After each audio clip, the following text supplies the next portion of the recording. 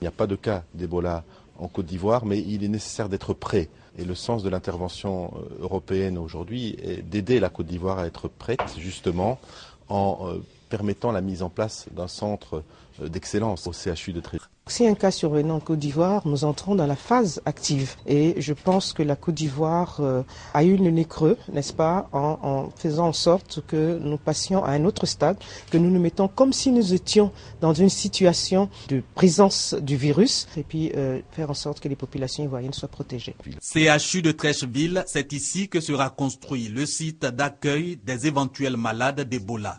Il sera équipé d'ambulances, de véhicules de transport de réactifs et de distribution de médicaments, en plus d'agents formés à la prise en charge de la maladie. Ce sera au total un centre d'isolement aux normes internationales dont la ministre de la Santé salue l'initiative, bien qu'aucun cas d'Ebola n'ait à ce jour déclaré en Côte d'Ivoire.